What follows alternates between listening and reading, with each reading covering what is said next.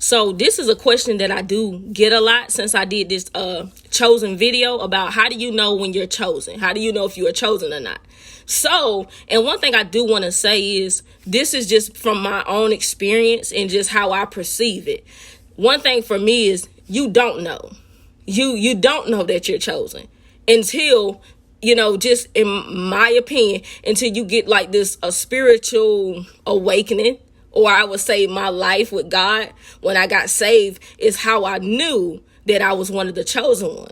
So, and what is to me what a chosen one is, it's not about just being like somebody who's special and super great and God just loves you and you are, you're the best of everything. To me, a chosen one is somebody that's getting ready to go through hell.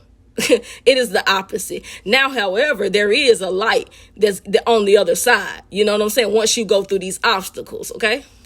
So like I was saying, there is victory.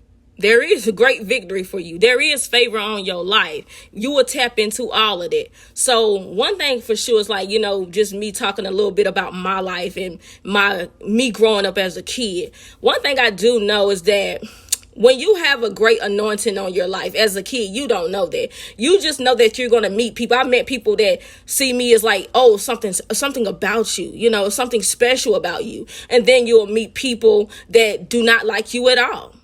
They can't stand you because of a light on you, but you don't know that the light is there.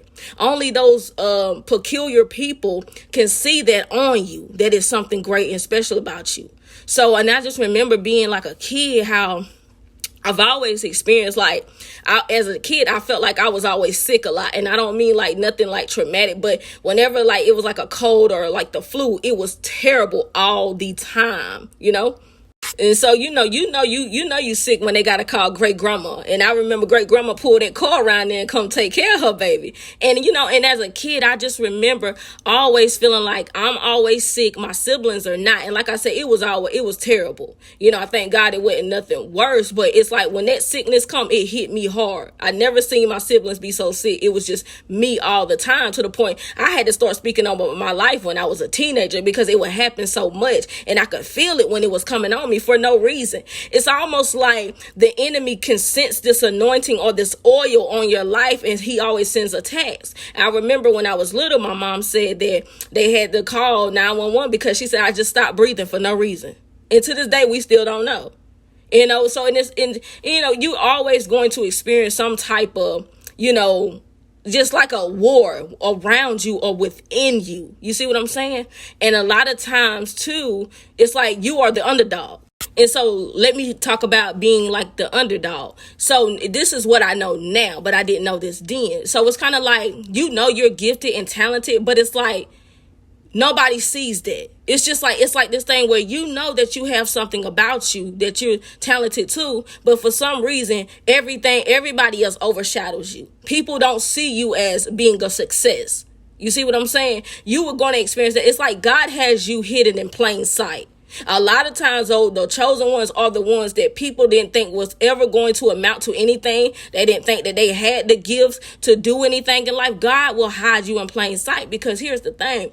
The enemy this is just how I'm painting it. The enemy can smell you. It's like he can sniff out this oil, but God has to keep you hidden and protected, because here's the thing. Also, if people knew that you were so special, these people would have took you out, before you got to where you are now. They would have been took you out, and let me show you about that.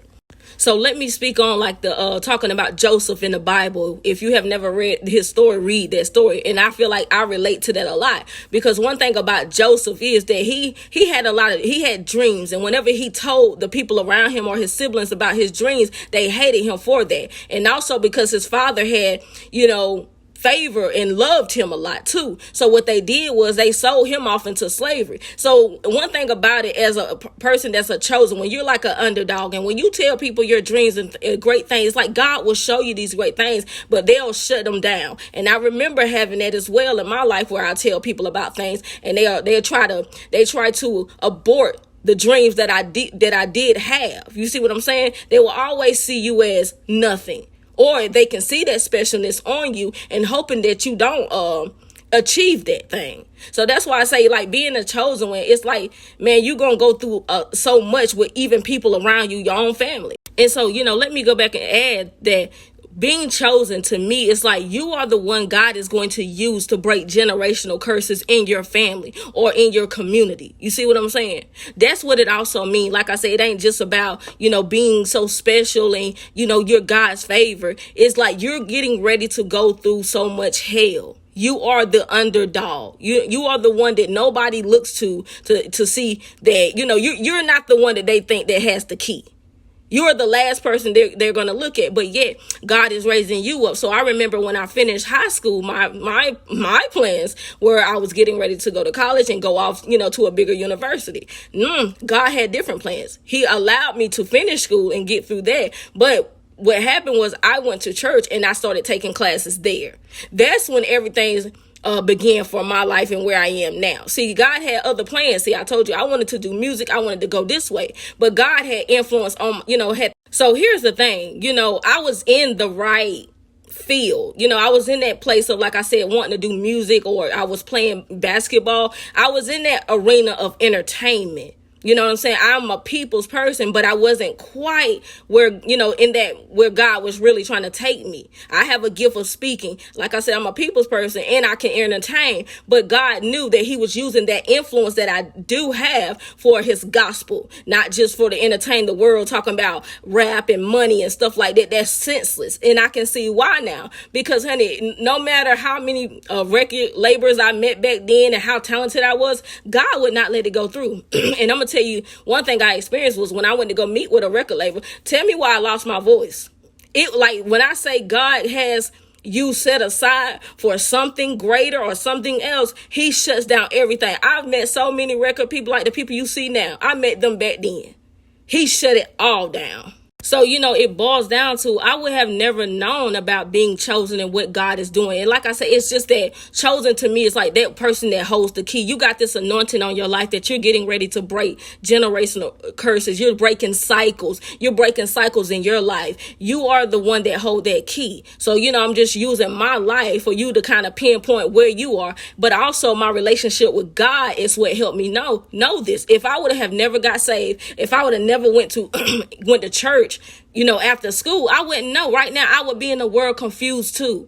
I would still be chasing after senseless things like, these record labels. God already knew about these record labels when I met these people. They told me some crazy stuff back then, that I'll share stories later. But I should have known that world is senseless. He saw it going to crumble. So he was like, we're not going this route. I'm going to use you and your influence to bring other people hope and bring them life. And I think it's better than rap, And so let me also mention another thing that I don't want to forget about. Another way that I knew, or that you can know that you're like a chosen. It's like when you walk in rooms, you will change the atmosphere in that room.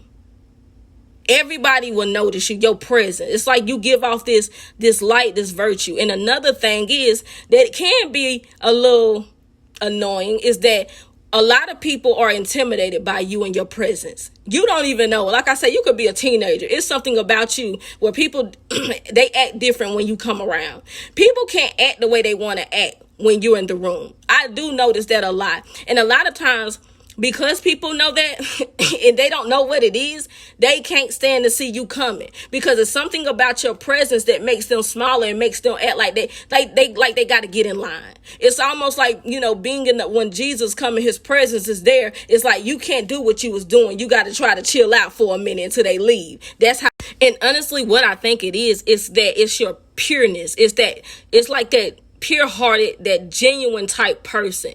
You're always solid as well. You are the solid person, and people can't really find flaw in you. However, yes, you go through a lot, man. You go through hell, but people don't see it because it's like the way God got you set up. It's like you don't look like what you've been through.